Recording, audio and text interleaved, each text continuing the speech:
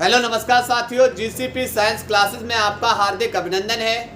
जैसा कि बेटा हम पढ़ रहे हैं फिजिक्स और केमिस्ट्री के अनसॉल्व पेपर को, जिसमें केमिस्ट्री का सेट नंबर 5 चल रहा है और क्वेश्चंस नंबर 4 तक कंप्लीट कर लिए हैं। और आज उसी क्लास को हम लेकर आए हुए हैं और आज हम पढ़ने वाले हैं क्वेश्चंस नंबर 5 को।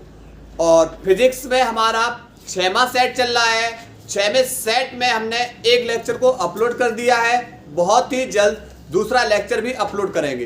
तो चलते हैं क्वेश्चंस नंबर 5 की ओर। और 5वें का पहला क्वेश्चन का क्या बोल रहा है कि ईंधन सेल क्या होते हैं, साधारण सेल की तुलना में H2O2 ईंधन सेल के 2 लाभों का वर्णन कीजिए। देखो क्या होते हैं ईंधन सेल।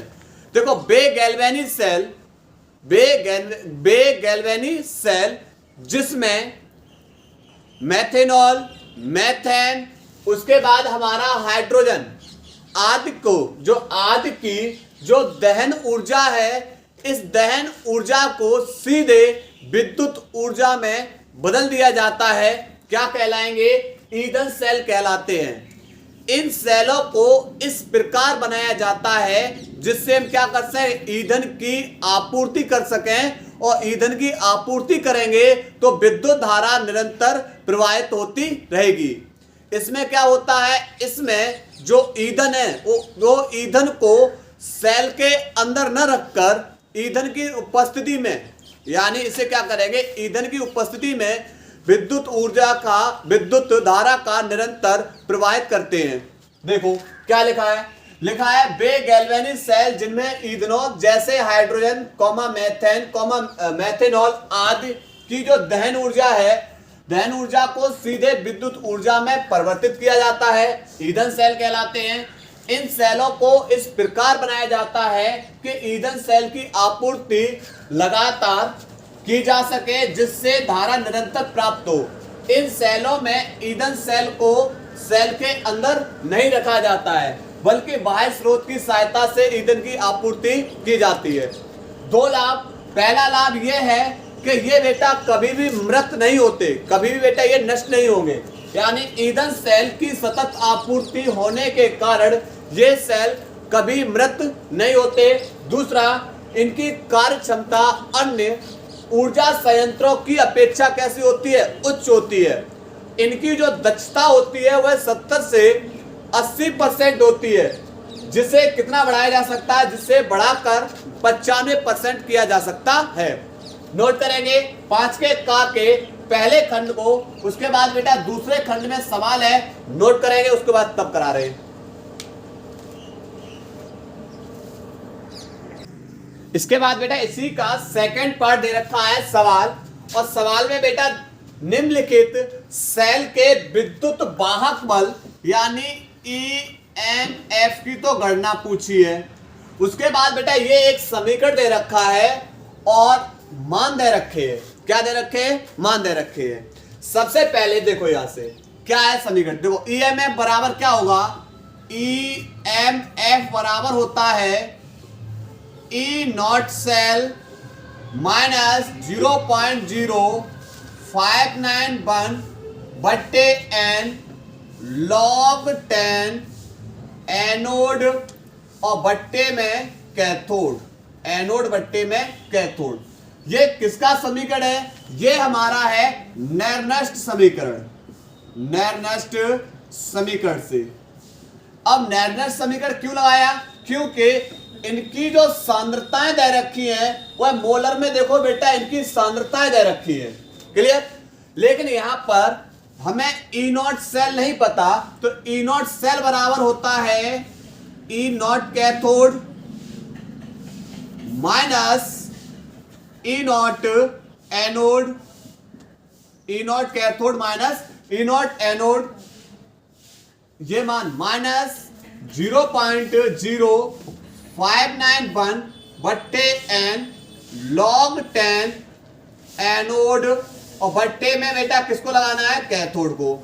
अब यहां पर क्या करना है, एनोड का मान, एनोड की सांद्रता बट्टे कैथोड की सांद्रता। अब देखो कैसे पहचान करेंगे कौन सा एनोड है और कौन सा कैथोड? देखो यहां पर ये समीकरण है, यहां पर Mg से Mg2+ हुआ कब? जब इसने बेटा क्या किया, अपने 2 इलेक्ट्रॉन का त्याग, 2 इलेक्ट्रॉन का क्या किया? त्याग। और जो इलेक्ट्रॉन को त्यागता है अर्थात उसका क्या होगा? ऑक्सीकरण। उसका क्या होगा? ऑक्सीकरण। और ऑक्सीकरण बेटा कहां पर होता है? एनोड पर। कहां पर होता है? एनोड पर। जबकि दूसरा वाला कॉपर Cu2+ था, कौन रह गया? सॉलिड हो गया। कॉपर सॉलिड हो गया। 2+ से सॉलिड कब हुआ? जब बेटा इसने कितने इलेक्ट्रॉन को ग्रहण किया? 2 इलेक्ट्रॉन। और जो इलेक्ट्रॉन को ग्रहण करता है उसका क्या होता है? अपचयन। तो ध्यान रखना, जिसका ऑक्सीकरण होता है, ऑक्सीकरण कहां पर होगा? एनोड पर। और अपचयन कहां पर होता है? अपचयन होता है हमारा कैथोड पर। अपचयन कहां होगा? कैथोड पर। क्लियर? तो मान लगाएंगे, क्या लगाएंगे? तो यहां पर हमारा जो कैथोड होगा वो कैथोड कौन सा वाला होगा? कॉपर। कैथोड कौन होगा? कॉपर। और कॉपर का वैल्यू है 0.34, ये प्लस का है। उसके बाद माइनस एनोड। एनोड हमारा कौन है? जिसका बेटा ऑक्सीकरण हुआ है। ऑक्सीकरण किसका हुआ है? Mg का। तो Mg का मान लगाएंगे माइनस के 2.37। क्लियर? माइनस माइनस ये प्लस हो जाएगा। उसके बाद माइनस 0.0591 बट्टे कितने इलेक्ट्रॉनों का स्थानांतरण हुआ है? Mg 2 इलेक्ट्रॉन का त्याग कर रहा है, कॉपर Cu2+ 2 इलेक्ट्रॉन का ग्रहण कर रहा है। कितने इलेक्ट्रॉन का स्थानांतरण हुआ? 2 का। तो बट्टे 2 log 10। अब एनोड की सांद्रता, एनोड कौन है? एनोड हमारा कौन बनेगा? एनोड हमारा Mg। तो Mg की सांद्रता 0.1 बट्टे कैथोड, कैथोड की सांद्रता, कैथोड की सांद्रता 0.001। क्लियर? ऊपर क्या अंक दशमलव है? ऊपर हमारा दशमलव है बेटा 1, नीचे 3 अंक दशमलव है। पहले दशमलव को बराबर करेंगे, ऊपर भी 3 नीचे भी 3 अंक दशमलव, दशमलव से दशमलव कैंसिल। ठीक है? अब माइनस माइनस क्या हो जाएगा? प्लस हो जाएगा। माइनस माइनस क्या हो जाएगा? प्लस हो जाएगा। 2.37। उसके बाद माइनस के 0.0591 बट्टे 2। उसके बाद log 10। 1 का भाग 100 में करेंगे भाई रहेगा, लेकिन 100 को लिख सकते हैं 10 की पावर 2। 100 को क्या लिख सकते हैं? 10 की पावर 2। ठीक है? अच्छा, एक फॉर्मूला होता है, क्या होता है? log n की पावर n हो तो n कहां आ जाता है? आगे n log m। n log m तो लगाएंगे बेटा 0.34 और 2.37, इनको ऐड करेंगे तो हो जाएगा 2.71। कितना हो जाएगा? 2.71 माइनस 0.0591 बट्टे 2। उसके बाद n, n मतलब 2 को आगे ले लेंगे, log 10 आधा 10। और log 10 का वैल्यू होता है 1। log 10 का वैल्यू कितना होता है? 1। तो ये बेटा कितना हो जाएगा? यह हो जाएगा 1। अर्थात log 10 आधा 10 का वैल्यू जब 1 होगा आगे, तो ये 1 हो गया। तो अब यहां से करेंगे, तो करेंगे यहां से बेटा, देखो EMF बराबर कितना हो जाएगा? 2.71 माइनस 0.0591 बट्टे 2। और इनटू में कौन है? इनटू में 2। तो 2 से 2 कैंसिल हो जाएगा। तो यहां पर 2.71 माइनस 0.0591। अब क्या करेंगे? इसमें से इसे घटा देंगे, तो घटाएंगे 2.71, दशमलव के नीचे दशमलव 0.591, ऊपर 2 जीरो। देखो 9, यहां 9 में 0, यहां 5, 6.2.65। तो EMF बराबर बचेगा 2.65 वोल्ट। 2.65 वोल्ट। नोट करेंगे बेटा इस आंसर को। 5 के का सेकंड पार्ट नोट करिए। इसके बाद प्रश्न नंबर 5वें का ख, और 5वें का ख प्रश्न बोल रहा है किसी अभिक्रिया के वेग पर ताप का क्या प्रभाव पड़ता है और सवाल दे रखा है। देखो, किसी अभिक्रिया का वेग ताप में वृद्धि करने पर बढ़ता है। किसी अभिक्रिया का वेग ताप में वृद्धि करने पर बढ़ता है तथा सामान्य ताप में 10 डिग्री सी की वृद्धि करने पर अभिक्रिया का वेग दोगुना हो जाता है। सामान्य ताप में 10 डिग्री सी की वृद्धि करने पर अभिक्रिया का वेग दोगुना हो जाता है। तो हेड डालेंगे ताप का प्रभाव और लिखेंगे, इसमें लिखेंगे किसी अभिक्रिया का वेग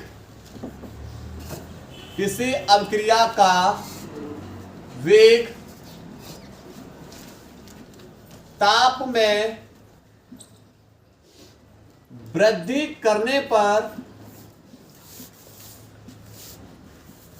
बढ़ता है। ताप में वृद्धि करने पर बढ़ता है। सामान्यतः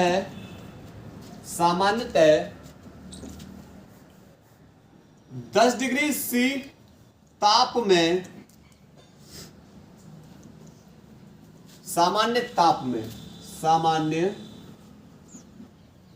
में 10 डिग्री सी की वृद्धि करने पर 10 डिग्री सी की वृद्धि करने पर अभिक्रिया का वेग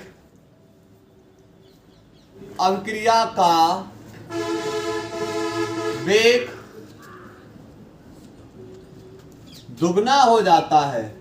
अभिक्रिया का वेग कितना हो जाएगा? दोगुना हो जाता है। क्लियर? इसके बाद सवाल दे रखा है, सवाल को समझते हैं। सवाल क्या बोल रहा है? सवाल बोल रहा है एक प्रथम कोटि की अभिक्रिया 10 मिनट में 20% पूर्ण हो जाती है। देखो आगे, उसके बाद अभिक्रिया के 80% पूर्ण होने में लगने वाले समय की गणना कीजिए। देखो, एक अभिक्रिया है, प्रथम कोटि की अभिक्रिया है। प्रारंभ में बेटा कितनी थी? अपने आप में प्रारंभ में जो अभिक्रिया की मात्रा थी वो कितनी थी? 100% थी। लेकिन 10 मिनट में जो समय लगा वो कितना लगा? 10 मिनट में अभिक्रिया कितनी पूर्ण हो चुकी? यानी x कितनी पूर्ण हो चुकी? 20%। प्रारंभ में जो अभिक्रिया की जो सांद्रता थी अपने आप में 100% थी। 10 मिनट में अभिक्रिया कितनी पूर्ण हो चुकी? 20%। तो बची कितनी? बची का मतलब वियोजन की मात्रा, वियोजन के पश्चात की मात्रा कितनी बची? तो टोटल अपने आप में 100 थी, 100 में से 20% पूर्ण हो चुकी, तो बचेगी कितनी? 80%। कितना बचेगी? 80%। क्या है प्रथम कोटि की अभिक्रिया? के बराबर 2.303 बट्टे टी log 10 a/a-k x लगाएंगे, मान लगाएंगे इनका। तो 2.303 बट्टे टी 10 मिनट है इंटू log 10 a का वैल्यू कितना है? 100 बट्टे, उसके बाद यहां पर a-x कितना है? 80। a-x कितना है? 80। तो उसके बाद बेटा करेंगे क्या? काट लेंगे। 20 पंजे 100 और 20 चौक 80। तो यहां से हो जाएगा 2.303 बट्टे 10 log 10 5 बट्टे 4। आप लोग एक फॉर्मूला पढ़ के आए होंगे, log m/n। फॉर्मूला होता है log m minus log n, log m minus log n। तो लगाएंगे इस फॉर्मूले की सहायता से। ये क्या हो जाएगा? log m/n। तो क्या हो जाएगा? log m minus log n। तो लगाएंगे k बराबर 2.303 बट्टे 10 log m। m कितना है? 5 माइनस log n। n कितना है?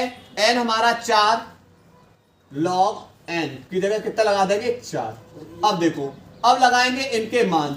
2.303 बट्टे 10।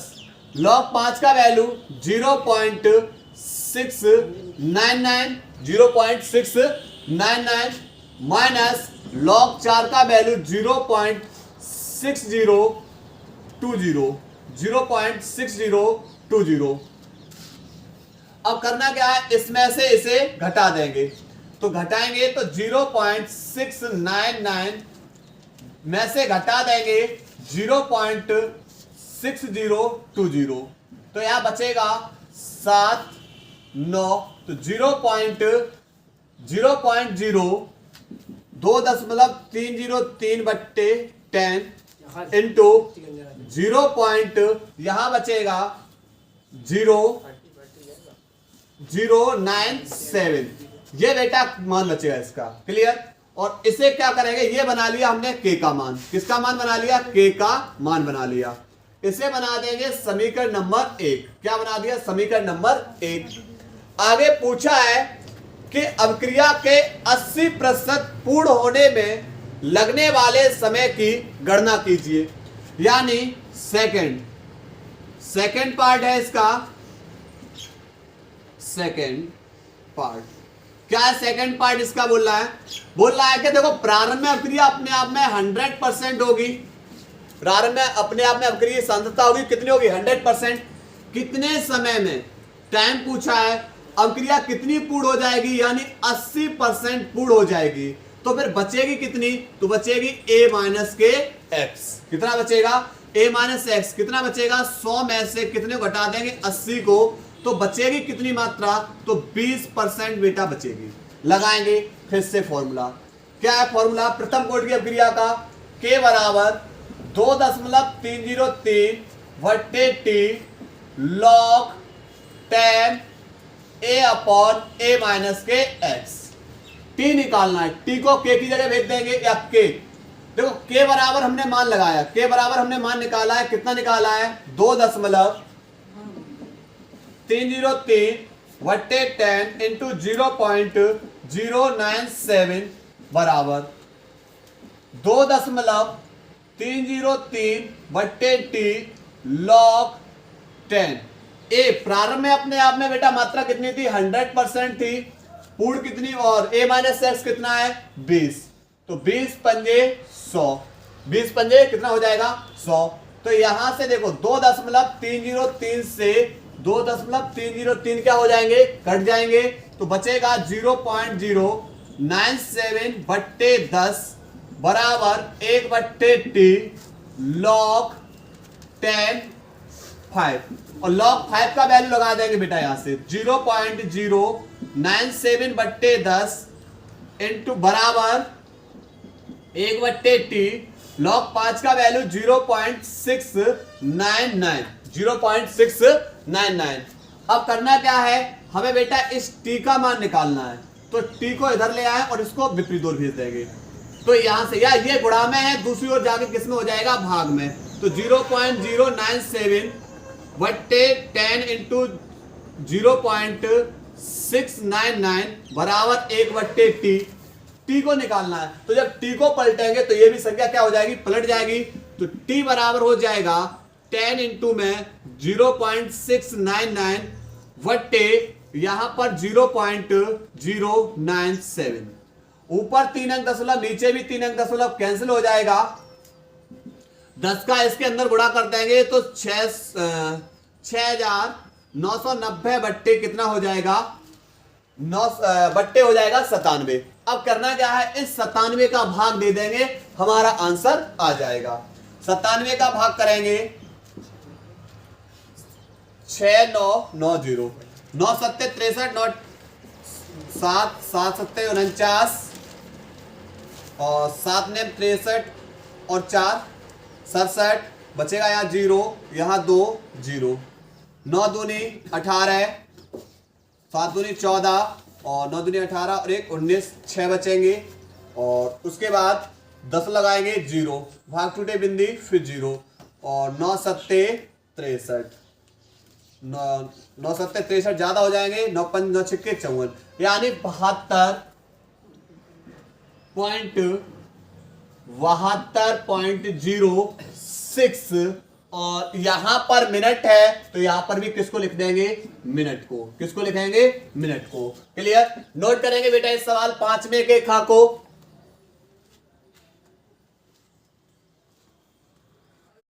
इसके बाद बेटा प्रश्न नंबर 5 में का ग, और 5 में का ग का पहला पार्ट क्या है, CrNH3 का होल 6, इसके ऊपर बेटा 3+ आयन अनुचुंबकीय है, जबकि NiCN का होल 4 और इसके ऊपर 2+ आयन प्रचुंबकीय है। सह संयोजकता आवन सिद्धांत के आधार पर समझाइए। देखो बैलेंस बॉन्ड थ्योरी के आधार पे, और ये बेटा क्वेश्चंस हम एक सेट पिछले सेटों में जो क्वेश्चन आया है इसको हमने पूर्ण रूप से डिटेल में समझा दिया है।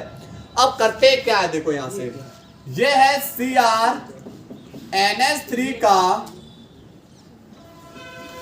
होल 6 3+ आयन, हेक्साएमीन क्रोमियम आयन, और यह बेटा कैसा अनुचुंबकीय है, जबकि दूसरा वाला कौन सा दे रखा है, दूसरा एग्जांपल है हमारा निकिल और Cn का होल 4 और इसके ऊपर कैसा चार्ज है 2+ आयन, यानी टेट्रा साइनो निकिल आयन।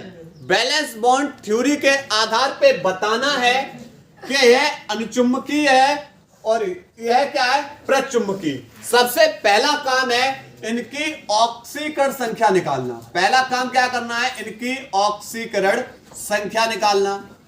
तो इसकी ऑक्सीकरण संख्या कैसे निकलेगी, देखो ऑक्सीकरण संख्या किसकी निकालनी होती है, केंद्रीय धातु परमाणु की। ऑक्सीकरण संख्या किसकी निकालनी होती है, केंद्रीय धातु परमाणु की।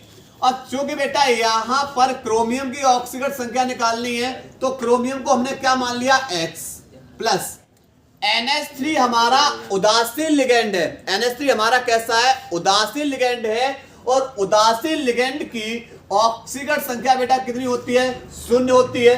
कितनी होती है, 0 होती है। उसके बाद यहां पर बराबर में इस कोष्टक के ऊपर कितना प्लस है, 3, तो कोष्टक तो बराबर में कितना लिख दिया जाएगा, 3।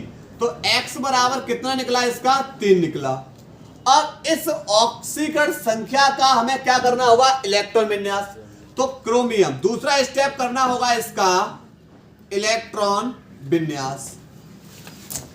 इलेक्ट्रॉन विन्यास, तो क्रोमियम का परमाणु क्रमांक होता है 24, इसका इलेक्ट्रॉन विन्यास करेंगे 1s2 2s2 2p6 3s2 3p6 4s1 और 3d5। ऐसा क्यों, क्योंकि इसका डी कक्षक स्थायी करने के लिए क्रोमियम के जो बाह्यतम कोष है, बाह्यतम कोष से एक इलेक्ट्रॉन को किसमें भेज दिया जाता है, इसके अंतिम उपकोष में, क्रोमियम और कॉपर 2 अपवाद में। अब करना क्या है, लेकिन हमें इलेक्ट्रॉन विन्यास किसका, इसकी ऑक्सीकरण संख्या निकली है उसका करना है, अर्थात कितनी निकली है, +3। तो इस +3 का इलेक्ट्रॉन विन्यास करना है। अब +3 कब आया होगा, जब इसने अपने बाह्यतम कोष से 3 इलेक्ट्रॉनों का क्या किया होगा, त्याग। अब बाह्यतम कोष से 3 इलेक्ट्रॉन, बाह्यतम कोष पहला कौन है, 4, चौथी संख्या है, तो इसने बेटा चौथी संख्या से कितने, बाह्यतम कोष में बेटा इसका कितना है, 1 इलेक्ट्रॉन, तो 1 इलेक्ट्रॉन तो इसने यहां से त्यागा होगा। उसके बाद फिर बेटा जब बाह्यतम कोष से, उसके बाद फिर देखेंगे जो बचे इलेक्ट्रॉन है वह अंतिम उपकोष से। अब अंतिम उपकोष में कितने, 5, तो 1 यहां से और 2 यहां से, तब बेटा इसने 3 इलेक्ट्रॉन त्यागे होंगे, तभी इस पे कितना प्लस आया होगा, 3+। तो अब इसका इलेक्ट्रॉन विन्यास Cr3+ का जो इलेक्ट्रॉन विन्यास होगा 1s2 2s2 2p6 3s2 3p6। चौथी संख्या से इसने अपना 1 इलेक्ट्रॉन त्याग दिया, इस पे रह गया 0। उसके बाद 3d, और d में से इसने कितने इलेक्ट्रॉन त्यागे, 2, तो 5 में से 2 इलेक्ट्रॉन त्याग दिए, कितना बचा, 3, तभी इस पे 3+। इसने बाह्यतम कोष से 3 इलेक्ट्रॉन त्यागे, 3+। ठीक है, अब करना क्या है, इसका बेटा क्या करेंगे, ये अब इनको भरेंगे हम बेटा कक्षकों में। किसमें भरेंगे, कक्षक में। यहां से ये हमारा 3d कक्षक है, उसके बाद ये 4s, 3d के बाद 4s, और कौन आता है, 4p। 4p आता है। अब d में कितने इलेक्ट्रॉन भर सकते हैं? 10। तो 10 के लिए कितने बॉक्स बनाएंगे? 5। कितने बॉक्स बनाएंगे? 5। 1 2 3 4 और एक 5। s में कितने इलेक्ट्रॉन भरे जाते हैं? s में 2 इलेक्ट्रॉन, तो इसलिए एक बॉक्स। p में कितने इलेक्ट्रॉन भरते हैं? 6, इसलिए इसके कितने बॉक्स बनेंगे? 3। ठीक है। अब d में कितने इलेक्ट्रॉन भरने हैं? 3, तो 1 2 3। डी में कितने इलेक्ट्रॉन भरने? 3 इलेक्ट्रॉन भरने हैं। उसके बाद यहां पर क्या होगा? अब किसको भरना है? इन कक्षकों में हमें किसको लेकर आना होगा? केंद्रीय धातु से जुड़े हुए जो भी लिगेंड है, इन लिगेंडों को कहां लेकर आना होगा? इन कक्षकों के अंदर लेकर आना होगा। कक्षकों में हम किसको भरेंगे? लिगेंड को भरेंगे। तो लिगेंड को भरेंगे। अगर बेटा ये पूर्ण रूप से बॉक्स भरे होते तो यहां पर क्या होता? यह एक प्रबल लिगेंड है और प्रबल लिगेंड क्या करता है? अयुग्मित इलेक्ट्रॉन को युग्मित कर देता। क्लियर? लेकिन अब यहां पर करेंगे क्या? यहां पर इनमें भरेंगे लिगेंडों को इस तरीके से। अब कितने बॉक्स में भरने हैं? 6 लिगेंड हैं और 6 बॉक्स में भरना है। तो देखो 1 2 3 में तो इलेक्ट्रॉन है। चौथे बेटा यहां पर एक लिगेंड, एक NH3 इसमें आ जाएगा। पहला बॉक्स में NH3 आ जाएगा, दूसरे बॉक्स में NH3, तो 3D में चले गए। उसके बाद 4s और फिर किस में भरेंगे? 4p में। उसके बाद यहां पर एक NH3 इसमें आ जाएगा। 3 4 5 और एक 6, अर्थात एक NH3 इसमें गया, 2 तो NH3 किसके अंदर गए? 2 NH3 गए D के अंदर, एक NH3 भरा S के अंदर और 3 NH3 किसमें भरे? P के अंदर। अर्थात यहां पर जो अगर पूछा जाए आपसे संकरण, यहां पर क्या पूछा जाए? संकरण कौन सा बना? तो आप बताएंगे कि D में 2, तो D2 और एक बेटा लिगेंड किसमें भरा हुआ है? S में, तो DS और 3 किसमें भरे हुए? P में, DsP3। अर्थात यह आकृति कैसी बनाएगा? अष्टफलकीय। अष्टफलकीय। अब चूंकि इसमें कैसे इलेक्ट्रॉन भरे हुए हैं? अयुग्मित इलेक्ट्रॉन, और अयुग्मित इलेक्ट्रॉन के कारण यह किस गुण को प्रदर्शित करते हैं? यह अनुचुंबकीय गुण को प्रदर्शित करते हैं।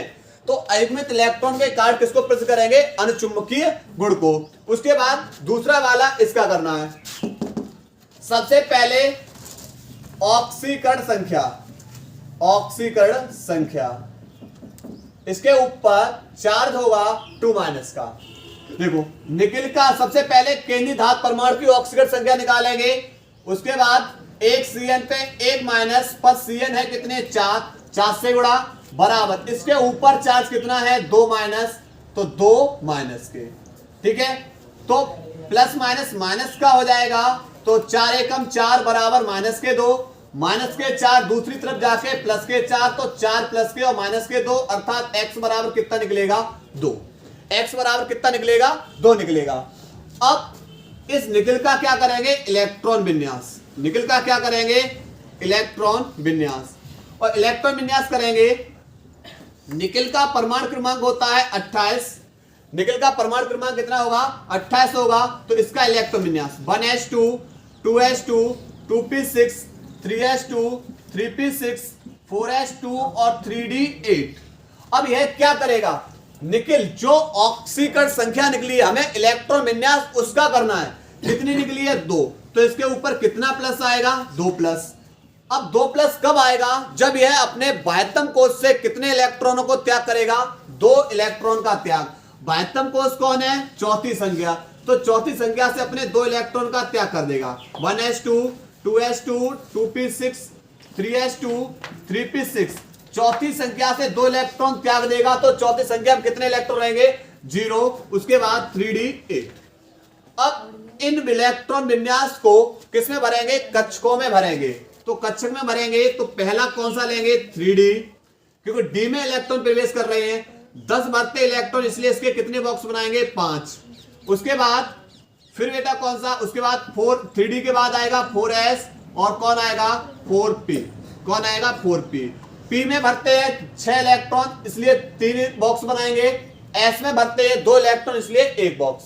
ठीक है, और ये इलेक्ट्रॉन विन्यास किसके आधार पे कर रहे हैं? ये वाला हुंड के नियम के आधार पे।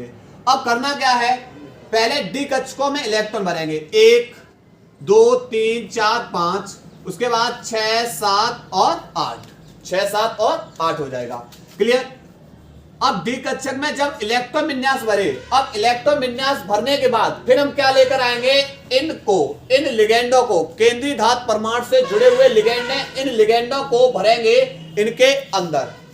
अब करेंगे क्या, Cn हमारा एक प्रबल लिगेंड है, Cn हमारा एक प्रबल लिगेंड है, तो यह क्या करेगा, अयुग्मित इलेक्ट्रॉनों को युग्मित कर देगा, अयुग्मित इलेक्ट्रॉनों को क्या करेगा, युग्मित। तो ये वाला इलेक्ट्रॉन बेटा आ जाएगा इसके अंदर, यानी उत्तेजित अवस्था में आ जाएगा। अब उत्तेजित अवस्था में देखते हैं इसके अंदर क्या होगा, देखो यहां से इस तरीके से, ये 4p है, ये 4s है और ये 3d। तो 1 2 3 4 5 6 7, और ये वाला इलेक्ट्रॉन क्या हो जाएगा, युग्मित हो जाएगा। अब इन रिक्त कक्षकों में हम लेकर आएंगे इन लिगेंडों को। तो लिगेंड कितने हैं, 4, तो 4 कक्षक में आएंगे, 1 2 3 और 1 4। कितने में आए, 4 में। अर्थात एक तो बेटा किस में गया, डी में, और एक किस में गया, एस में लिगेंड, और 2 किस में गए, पी में। अर्थात जो संकरण बना वह संकरण कौन सा बना, संकरण बना DsP2, अर्थात वर्ग समतलीय, वर्ग समतलीय। और ये देखो इलेक्ट्रॉन कैसे हैं, ये सबके सब इलेक्ट्रॉन उत्तेजित अवस्था में सबके सब इलेक्ट्रॉन युग्मित हैं, और युग्मित इलेक्ट्रॉन होने के कारण यह किस गुण को प्रदर्शित करते हैं, प्रतिचुंबकीय गुण को प्रदर्शित करते हैं। क्लियर। नोट करेंगे 5 के गा के पहले प्रश्न को। इसके बाद बेटा 5 का गा का सेकंड प्रश्न है, वो है आयुपीएसी नाम। और आयुपीएसी नाम देखो ये दे रखे हैं, देखो सबसे पहले के को बनाएंगे पोटेशियम, पोटेशियम, फिर आ जाएंगे कोष्टक के अंदर, कोष्टक के अंदर यहां पर ये केंद्रीय धातु परमाणु है, इससे जुड़े हुए पहले नाम देंगे लिगेंडों का। अब देखो यहां पर ये एक्वा है और ये ऑक्सोलेटो है, तो यहां पर नाम होगा डाई एक्वा, उसके बाद डाई ऑक्सोलेट, ऑक्सोलेटो, सीआर को बोलेंगे क्रोमिएट, क्रोमिएट, और इसकी बतानी ऑक्सीकरण संख्या। देखो एक के पर होता है 1+, उदासीन लिगेंड की ऑक्सीकरण संख्या होती है बेटा 0, और एक C2O4 पे होता है 2-, तो C2O4 है कितने, 2, तो माइनस कितने हो गए, 4, और 4 माइनस में से प्लस का 1 गया तो बचेंगे कितने, 3, माइनस के जो दूसरी ओर जाके प्लस के हो जाएंगे।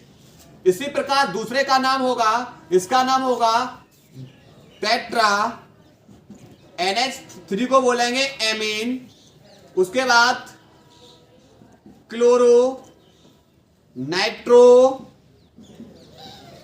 प्लेटिनम, प्लेटिनम, ऑक्सीकरण संख्या SO4 को बताना है, SO4 का होता है सल्फेट, तो इसकी ऑक्सीकरण संख्या बेटा कितनी हो जाएगी, एक Cl पे 1- और NO2 पे 1-, 2-, NH3 की उदासीन लिगेंड है, ऑक्सीकरण संख्या 0, और SO4 पे 2-, तो 2-, 3- और एक 4-, जो दूसरी ओर जाके हो जाएंगे प्लस के।